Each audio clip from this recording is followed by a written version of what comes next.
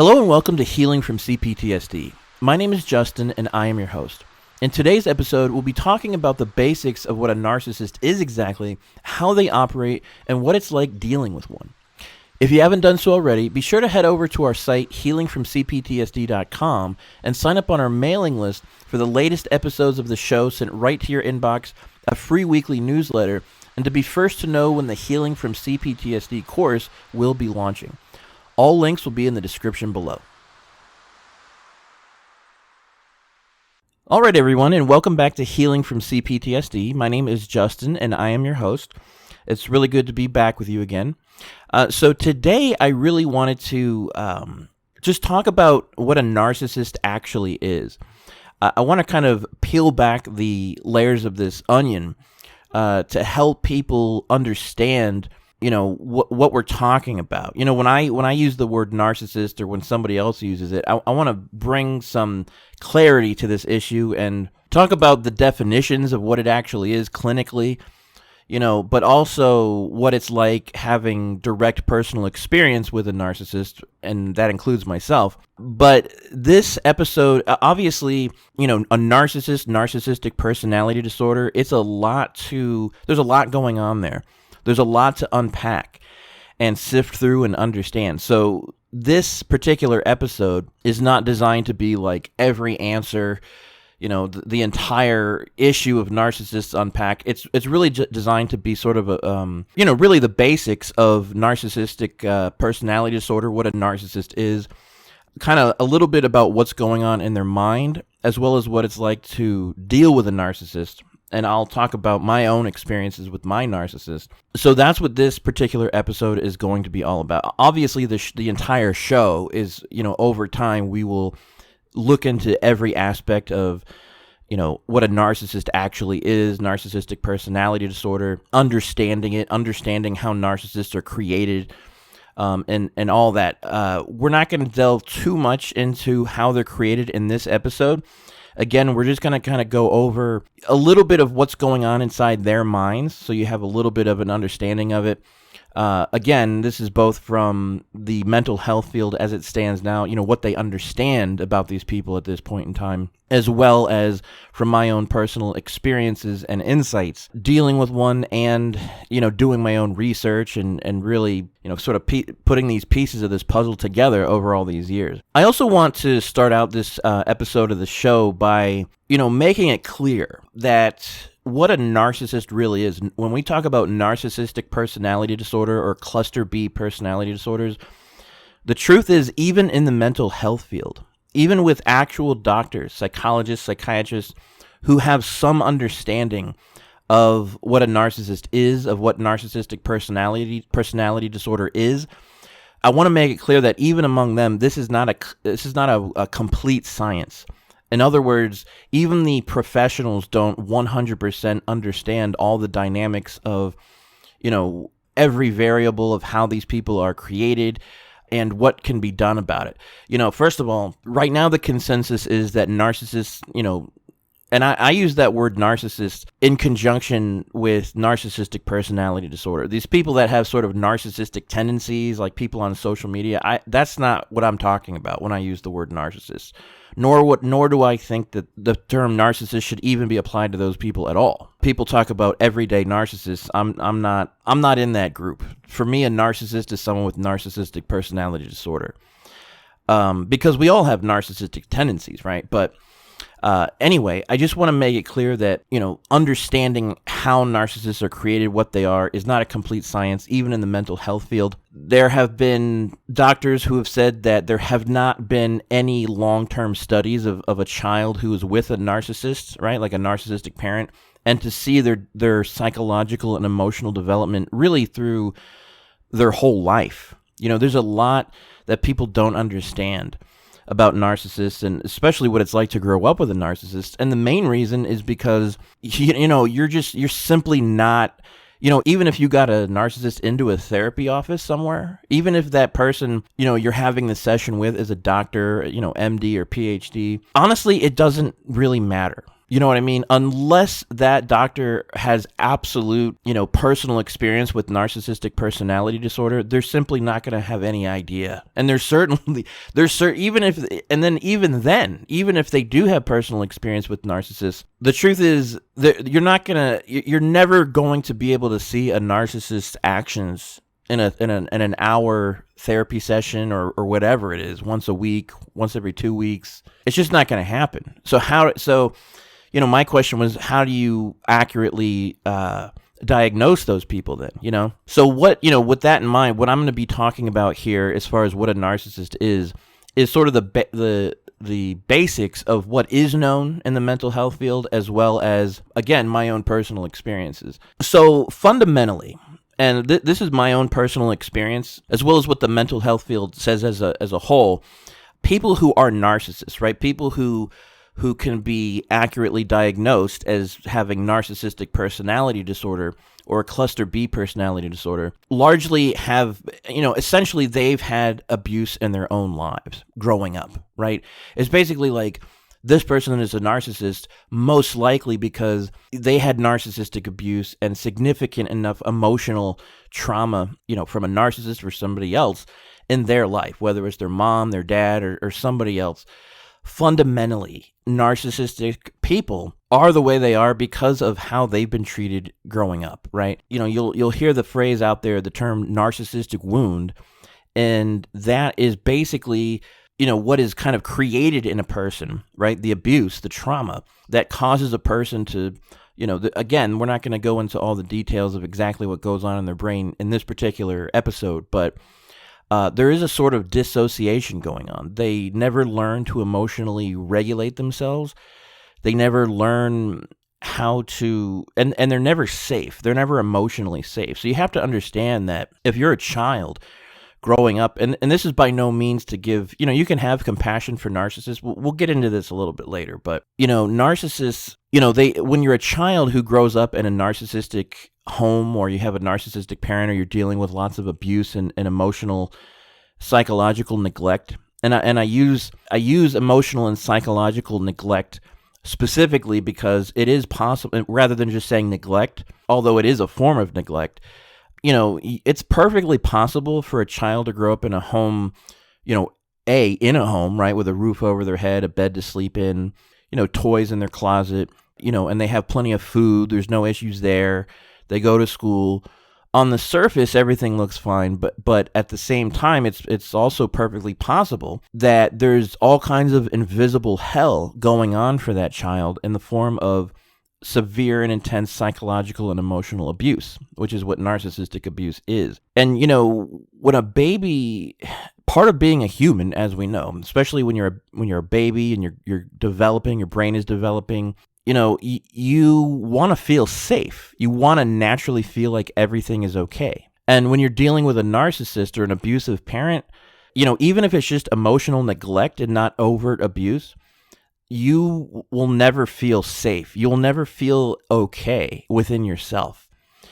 And when it's, essentially, if it's intense enough, people can become narcissists themselves. Generally speaking, a person becomes a narcissist because they had abuse or a narcissist in their family. Now, from what I understand, it doesn't necessarily mean that you had to have, been exposed to narcissistic abuse in order to become a narcissist yourself. That's something that the mental health field doesn't completely understand yet. In other words, you can become a narcissist without having emotional trauma in your childhood.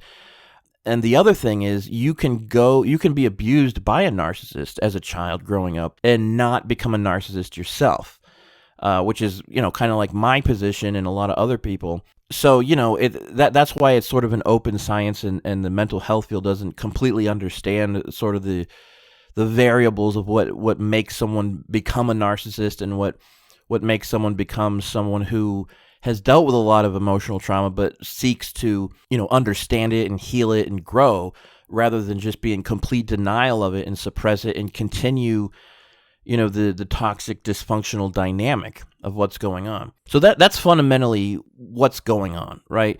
A narcissist is someone who never had the love and attention and emotional support and feeling of safety and security and being seen and heard and, cherished and valued in their life to such an extent that they almost, and the message that if that's happening to you as a child, the subconscious message that the parent or whoever it is that's being abusive is sending to you is that you don't matter, that there's something just fundamentally wrong with you. And that's what people with trauma grow up believing largely, right? That there's something wrong with them. So, and this is how it gets even more insidious dealing with narcissistic abuse, is that you essentially start to abuse yourself inwardly in your own mind. You start to sort of, it's kind of like dissociate from who you are, your emotional self, what some people call the inner child, the overwhelming sense of shame, of just being who you are, and you don't even know why. You don't know why, if you have a narcissistic mother or father, why they're treating you like that. You don't know what it is, but all you do know is there must be something wrong with you. There must be something fundamentally wrong with you that you would be treated the way that you're treated as a child, right? And so, not only you got to understand, like, it's kind of like, not only are you not getting your needs met from your abusive or neglectful parent or parents, but you never learn how to get your needs met on your own, right?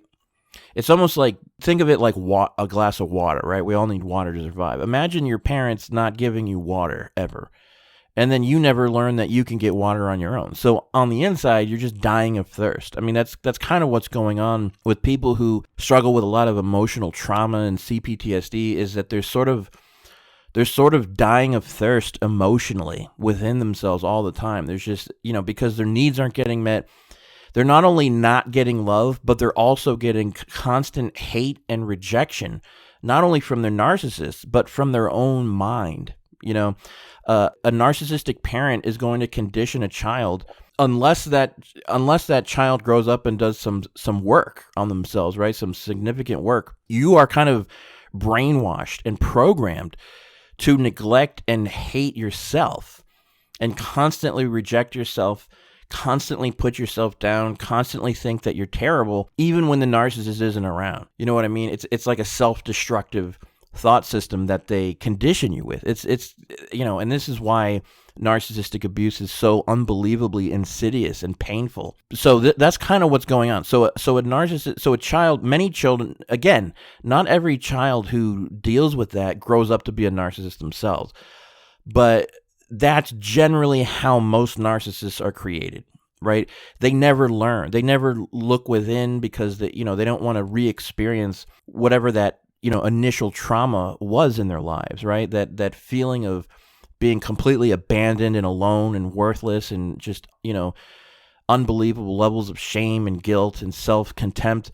They don't want to re-experience that, so they kind of like push it back down into their brain and dissociate from it. And instead of looking at it or having anyone else look at it, because if they believe on some level of their mind that if their attention goes to how worthless they are, or somebody else sees how worthless they are, it'll trigger that, really uncomfortable feeling. And they don't know how to put that into words. They just know basic, feelings that they don't want to experience that bad feeling again, essentially. And so what a narcissist kind of evolves to become is to completely go on like a preemptive strike, because they could potentially be attacked by anyone for any reason at any time.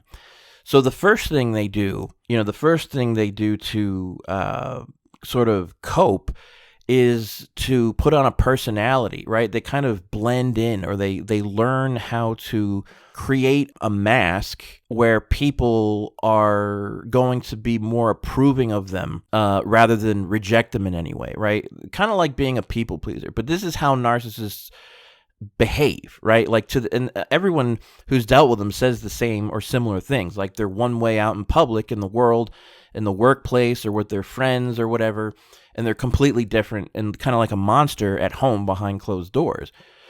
So the first thing is that they're putting on that mask, and that is a form of constantly rejecting their own self within themselves. Do you understand? So they're constantly rejecting themselves to the point where they kind of become somebody else, And that is a form of emotional abuse that they're doing to themselves. They don't even really realize it consciously, because they're constantly rejecting themselves. It's almost like your mind.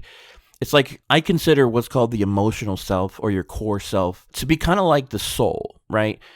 So let's just say you have like a heart and a mind, right? Like a soul and a mind. Normally, your mind and your heart, yourself, your soul, they're supposed to be working together, right? Like, it's supposed to be one unit. You're supposed to be sort of friends with yourself, like your mind and your heart are supposed to be working hand in hand in your life.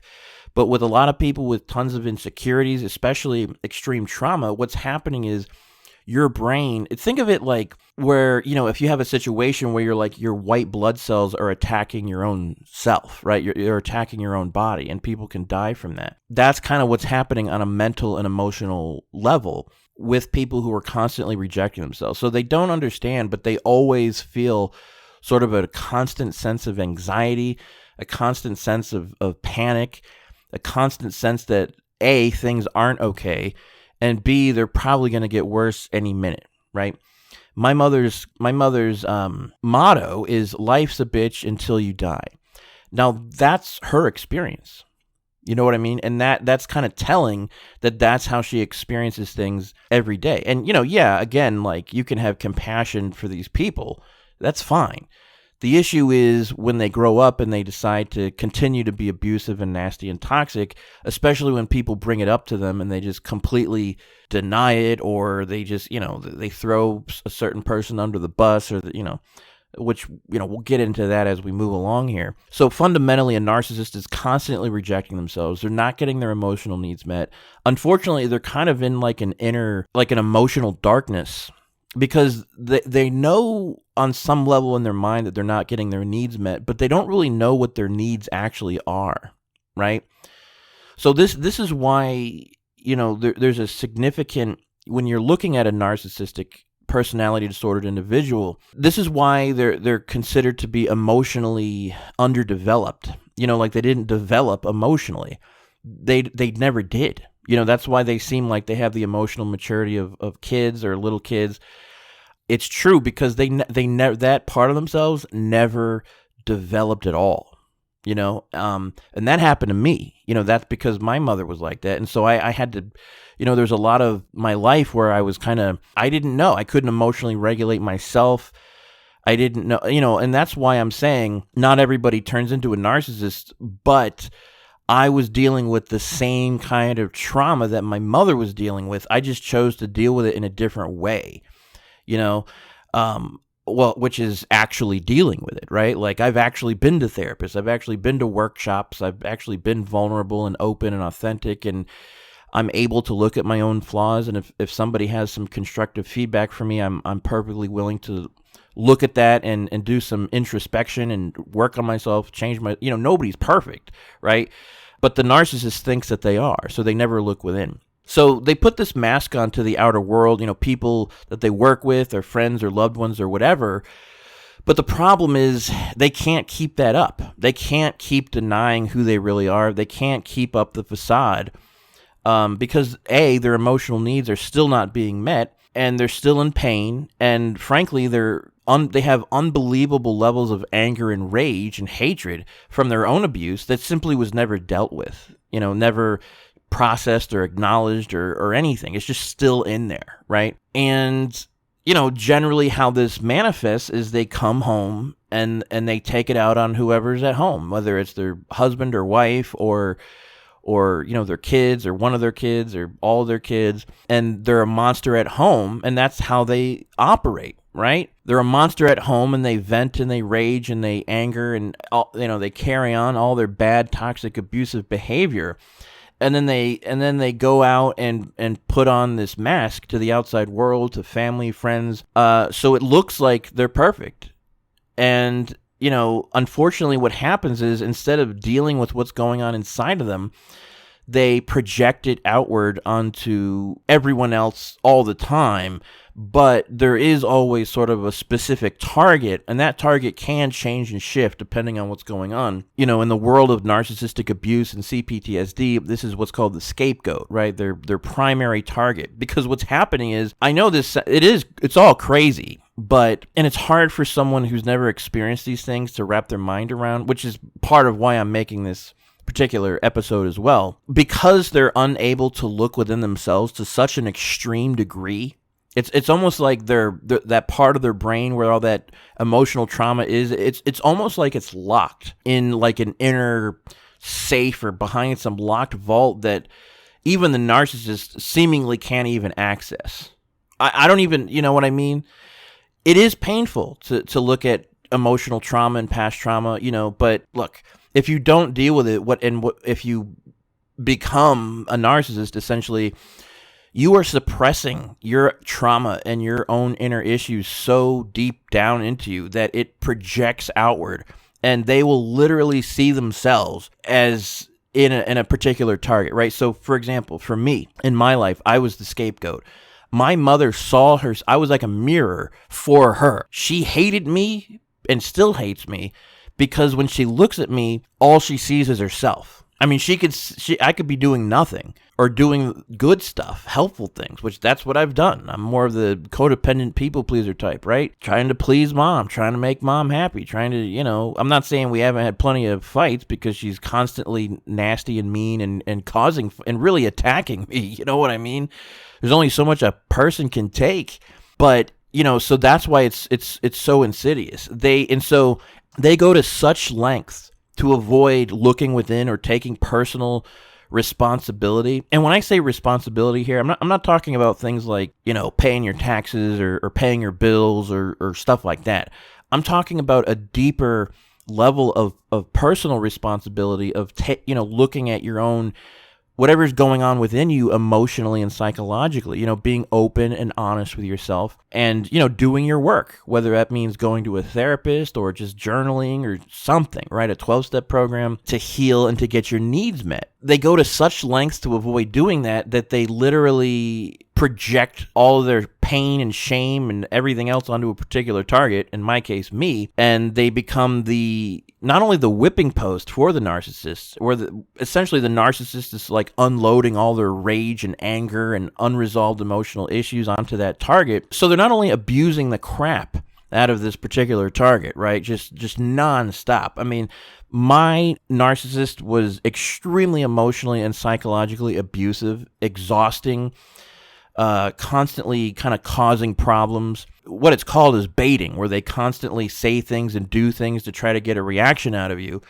And even if you're good enough not to react and you kind of know what's going on, they don't stop, right? Like, so there comes a point where it's like, you don't really know what else to do, and you end up, what they want is to get you into an argument so that they, A, can get what's called narcissistic supply, and then B, have even more of a justification that, their version of reality is right and yours is wrong and you're this bad, evil villain. And so then what they do is they take all that and they go do what they call a smear campaign, where they call up, could be other family members, close friends, siblings, and just totally tear this person apart. And essentially what they're doing is they're painting this picture and creating this narrative that you, the scapegoat, are behaving the way they actually behave, so that not only do they not have to look at their own bad behavior, but now all these other people, they're creating this entire narrative. It's like it's almost like it's how propaganda works. It's crazy, man. And again, unless you've been through this yourself, I know this sounds insane, but this happens all the time. There's a lot of this going on. I'm in the United States, but this goes on all over the world. And they smear this particular person and make them the bad guy. So A, they don't have to look within themselves and see their own perceived inadequacies. B, by having a scapegoat, it gives them something to kind of latch their focus on outwardly so they don't have to look within. And C, now all these other people, other family members, friends, whatever, whoever it is going to be sort of attacking the scapegoat as well. And it could be overt attacks. I mean, they could say something to you at a family gathering, but it's usually what happens is it's more like alienation, and you are treated as if you're this bad, horrible person. And it's only because of what the narcissist has said to these people. I mean, just think about that for a second. Like, it's kind of like, I said this to somebody the other day in our Healing from CPTSD Facebook group. It's kind of like, dealing with being a scapegoat from a narcissist it's almost like you are, accused of a crime. Not only accused of a crime that you didn't commit, but are actually sentenced and actually have to go to prison for a crime that you 100% didn't commit, but all these other people think that you did. Just kind of think of that. Like, think how that would be. And that happens, obviously. We've seen plenty of that. That goes on, where people are actually sentenced as guilty for crimes that they didn't commit. And then, years later, they find out, someone finds out the truth and they're exonerated and they're freed. But my God, just think about that. I mean, not only does going to prison suck in and of itself, but just think, like, psychologically having to deal with all your family and friends, like they see you as some criminal or some terrible person is horrible. You know what I mean? So that's what a smear campaign is from a narcissist. And you just have to understand that ultimately, at the core of all this, because it's a kind of a spectrum, right? It can manifest in many different ways. There's sort of covert narcissists. There's overt narcissists that are way more overtly abusive. Everyone's going to have sort of their own unique experiences. But fundamentally, at the core, in a narcissist's mind, just understand there's something going on in there that they cannot look at because they don't want to experience the terrible feelings of possible shame or, almost like re-experiencing that initial trauma. So they go on the offensive and just start attacking and accusing somebody else. Obviously, they can't do that with everybody, right? Like, they wouldn't be able to, and this is another topic that we'll get into also, because some people, have this idea that they can't control themselves or something. I mean, look, we've seen people with issues like Tourette's syndrome or something that literally can't control themselves, whether they're at home or at work or in school or something. But a narcissist they know enough to be able to change their behavior depending on who's around, right? Like, they could be going on one of their rampages with you behind closed doors, and then suddenly the doorbell rings or the door, somebody knocks on the door. Maybe it's a cop or somebody, a neighbor, and all of a sudden the narcissist can completely change their composure and, put on a smile and treat that person with kindness and respect. You know what I mean? So they know, so yes, they do have some stuff going on inside, but ultimately, if they I don't have any kids, but I would never if I had children, I would never treat them the way that my mother treated me. And even having gone through, I have my own trauma, my own stuff to deal with. I would never, ever treat my children or any other child. I wouldn't treat anybody like that. You know what I mean? If I had a girlfriend or a wife, I would never, look, everyone gets upset. Everyone has like arguments or whatever.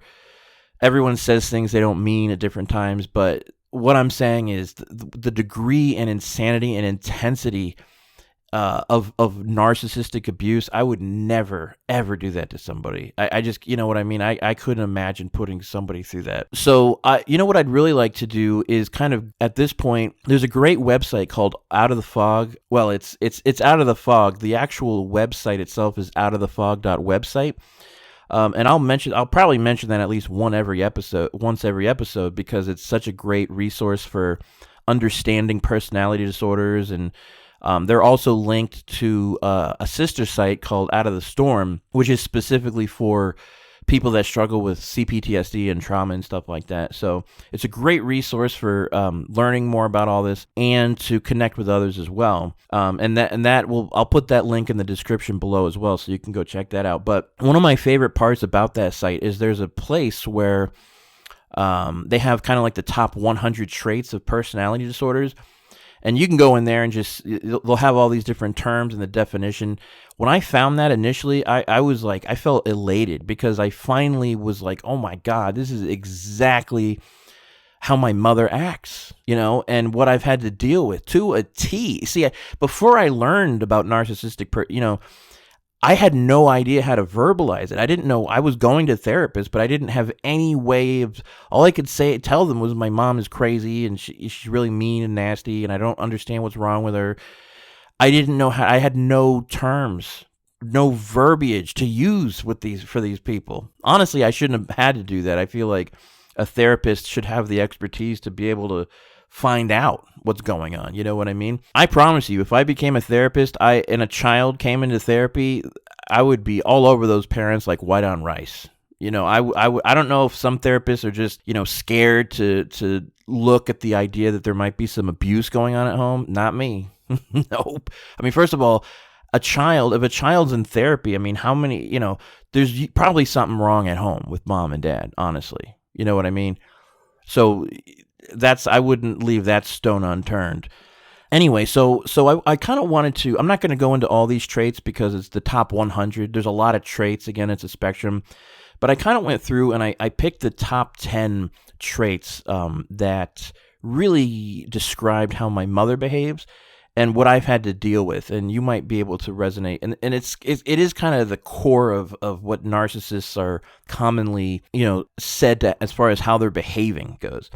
So I kind of made a list here. I'm just gonna go through the ones that I wrote down. The first is baiting, right? So baiting is kind of like, I mentioned this a little bit earlier, but it's kind of like pushing your buttons, basically, right? Like constantly saying things, doing things, little jabs under the table or over the table, it could be physical jabs, but it's usually, just constantly trying to provoke someone to react in some way. That's what baiting fundamentally is. But just imagine like having to deal with that alone on a regular basis from your own mom or from someone that's supposed to keep you, it's crazy. It's like you might be able to, you might be able to be polite and ignore it like a few times, but they never stop. My mother has never stopped. Even when I learned about this stuff and I was just like, no, we're not doing this game. She will still do stuff to try to be provocative and try, to me, honestly, it's kind of like pushing somebody around physically. It's like emotionally and psychologically pushing somebody around. And that in and of itself, as far as I'm concerned, is abuse. It's a form of abuse. And that's what they do all the time. That's like their bread and butter, trying to get people to react in some way so they can A, start a bigger fight, B, get their narcissistic supply, and then C, get something to where they can go do a new fresh smear campaign on somebody. The next thing that was a big thing for my mother was what's called chaos manufacture, which is pretty much like constantly causing crises and chaos. So that if you think about it, it's like if you're causing crises and chaos for people in a home or some particular place, you are you're manipulating people's attention to be on you without them necessarily realizing it, right?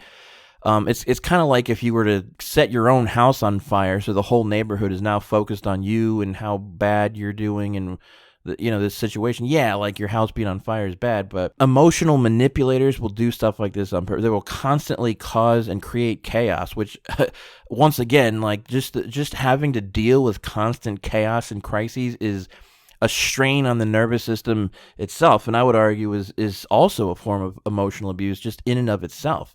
Because that's how you start to develop the tendency to, walk on eggshells or landmines, as they say, because you never know exactly what's going to happen, when it's going to happen, but you do know it is going to come happening. So that's how the emotional manipulation and abuse starts, and really the conditioning, because when you're living in an environment like that, you are constantly sort of on edge with a certain degree of anxiety and feeling like things are going to... This is how the PTSD develops, the complex PTSD, because you never feel like you can really rest or calm down. Your nervous system never feels safe. And that's the chaos manufacture. And then in the chaos, number one, they're getting attention onto them, but then the chaos could be just some hysteria or some nonsense. I've seen all kinds of different variations of this from my mother, with whether it's something with the animals or just causing a scene, or but it could also just be a fight, right? Just causing fights with different people and manipulating people. Triangulation is another, where they basically pit two people against each other. Oh my God, it's and another thing people say is these people are exhausting, and that's exactly how Exhaustion isn't on that list, but of different traits, but it should be. They're just exhausting people. And of course, emotional abuse is a huge part of this. Out of the Fog defines emotional abuse as giving anyone a sense of sort of fear, obligation, or guilt. Right? Trying to create those feelings within someone by giving them a guilt trip or doing something else to frighten them or whatever it is. It's emotional manipulation, and it's emotional abuse is what it is. And of course, everything a narcissist is doing is like narcissist. It's abuse, right? Like there's no part of what they do that isn't some form of abuse. So that's why it's so horrible. It's like with physical abuse, it's just like, okay, that's just one form of abuse. But with narcissistic abuse, I mean, it's like 20 different forms of abuse that you're getting hit with all at once, all the time. Emotional abuse, psychological abuse, overt abuse, passive aggression. It's all there. Then, of course, the scapegoating is a big one with narcissists, which is kind of what I described a little bit before. And that's where they just have a particular target, like a whipping post, right? Like a target where they can unload all their unresolved emotional pain and anguish, and also their anger and rage. And then, use them to have smear campaigns to get people, saying, oh, you poor victim, right? Like there are actual legitimate victims out there that actually are going through abuse, like me. But a narcissist kind of uses this they kind of make themselves victims all the time so that they get all this attention from all these people. Oh, poor you, but really they're kind of orchestrating it all the time, and they're really the abuser in the situation rather than the victim.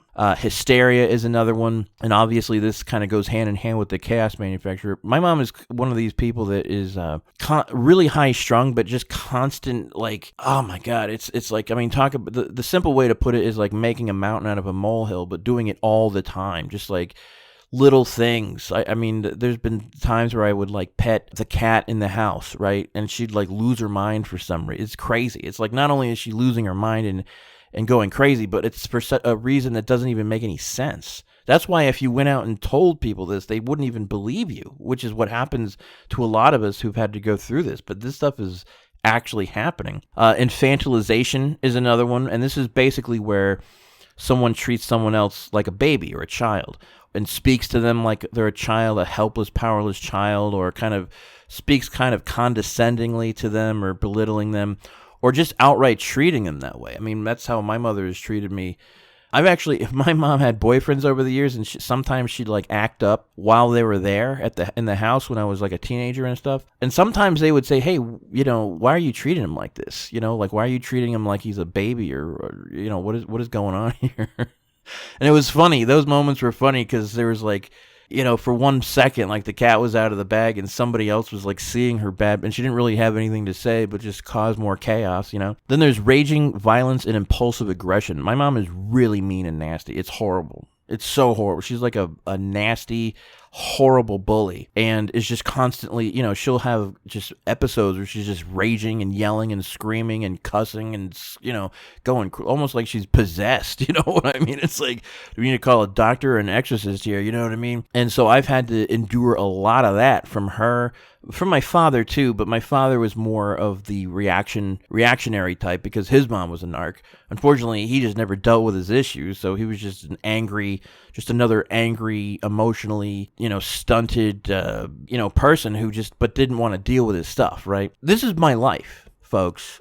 Like this is how I had to grow up. It's like, one therapist actually said it's like you grew up in a war zone, and that's exactly what it's like for your mind and your emotional self. It's like, just imagine growing up in a war zone, and you're not there as a soldier. You don't have any training to deal with these people. You are just you're a child who's growing up with bombs going off and gun, bullets whizzing past you. You're never safe. You can't, it's horrible. Perfection is another one. I mean, she's a perfectionist because it's like perfectionism is a form of emotional abuse for oneself too, because everyone makes mistakes, but it's almost like you can't be loved. Some people feel like they can't be loved or worthy of love unless they're perfect, right? And that's kind of the subconscious message my mother gave to me, which was because I was always wrong, no matter what I did, and it gave me the message that I had to be perfect in order to get her not only love and approval, but to get her to stop being so abusive and nasty. And this kind of leads us into the next one I have on my list here, which is no-win scenarios, which is like you're kind of damned if you do, damned if you don't. And narcissists set this type of stuff up all the time so that it doesn't matter what you do. There's no way to win with these people. I mean, it's literally the entire relationship with a narcissist is a no-win scenario. There is no win. It doesn't matter if you are perfect.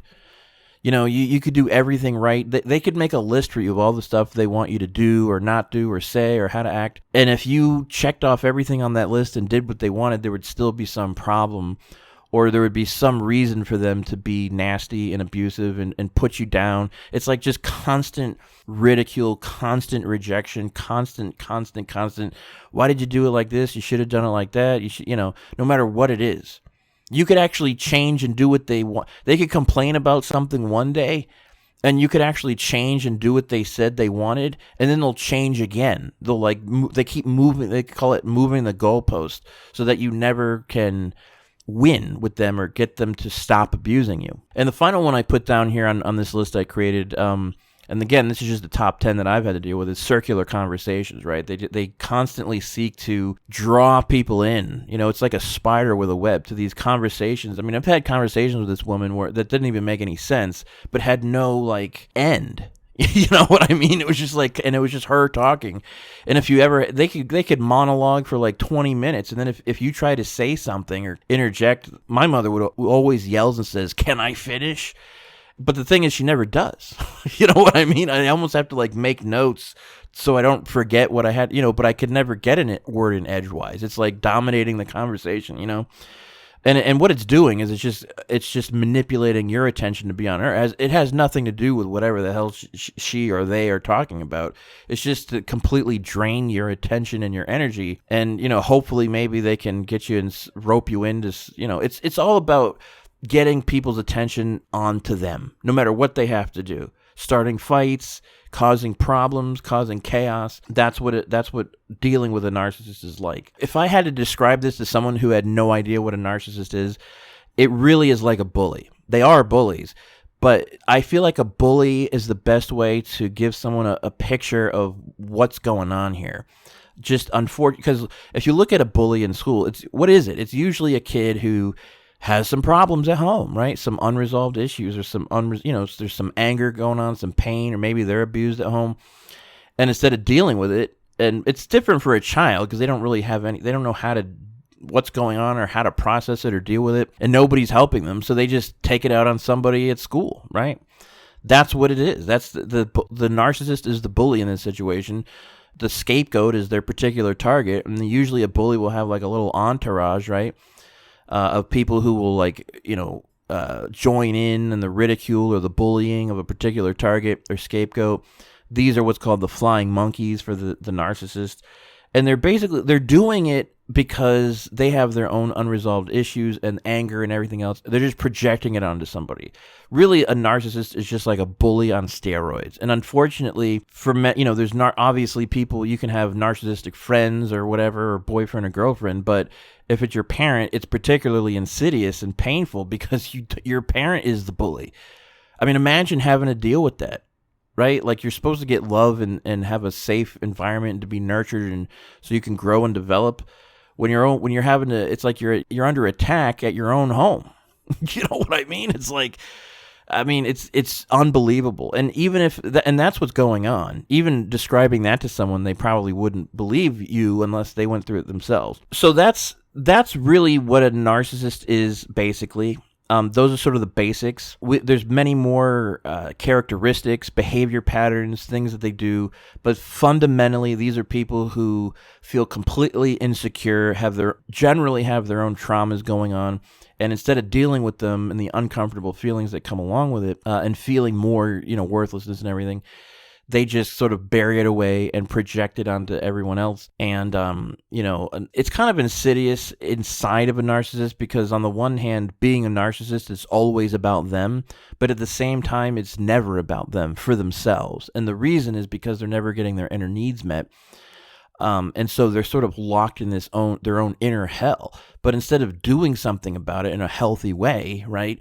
They just take it out on other people. They just, it's like they're on fire, so they want you to be on fire too. And so, unfortunately, it is sort of a mental issue, an emotional issue. But honestly, in my opinion, going back to the example of someone that has something like Tourette's or schizophrenia that actually can't be controlled, with depending on what environment they're in and how narcissists can change depending on who's around or whatever suits them. To be honest with you, I really feel and believe that there's a lot of these people who become narcissists rather than someone like me who chooses to understand it and to heal the trauma. They are a certain degree of what I'd consider a bad person. You got to understand there's people out there that enjoy hurting others. And usually when you think of some like psychopath, you're thinking of some crazy wild-eyed, shaggy-looking guy who lives in the woods or something who's hurting people and, maybe some kind of serial killer or serial rapist or something. But the truth is these people can exist. They exist all among us. They could be moms, girlfriends, people that you would never think. I just think that there's an element of them that likes the pain, that wants to inflict it on other people. And there are some people in this world that are just kind of, they're just not good people, right? Like someone who's got a certain degree of empathy. See, like I've been through the trauma, I've experienced it myself. But again, as I said, like I don't want to, like I still have that empathy. Like I don't want to hurt others or become an abuser myself, because I know how that feels. Well, the truth is the narcissist knows how it feels too, but they don't care. I mean, even when I've tried to say these things to my mother, it doesn't matter. She doesn't care how I feel and she enjoys it. Like even if she didn't intellectually agree with me that she was being abusive, the fact that she's hurting me and I'm telling her she's hurting me and she's doing it anyway says that not only does she not care, but there's on some level she enjoys it. And that's a dangerous person. So those are kind of the basics. I think that's a good place to end it for this particular episode. I hope that some of that clarifies some of this for you. And, again, those are sort of some of the key character patterns of what narcissists are both from the mental health field as well as from my own personal experiences with a narcissist. Again, if you've had to go through this, I know it's like pure hell. So, but if you want to learn more about narcissism and you want to get a little clearer on it, there's a really great book I recommend reading called Psychopath Free by MacKenzie. It's fantastic. You may have heard of it. You may have read it. This will really break down kind of what it's like dealing with a narcissist, a psychopath, sociopath, and kind of what's going on in their minds so you can get a better grasp on what's going on with these people. Unfortunately, you can understand them all day long, but at the end of the day, there's no winning. You got to get out of there. That's the only way to save yourself, So I'll leave a link below for that book if you're interested in checking it out. Again, it's Psychopath Free by MacKenzie. And there's many other books. We'll recommend them as I go along here. Anyway, again, I hope that clarified a few things and you found it helpful in some way.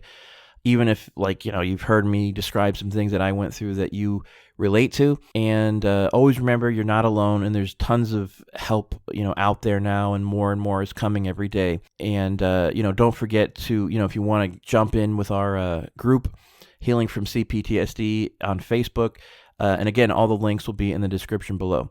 I hope you're doing well, and I'll see you in the next episode. Take care.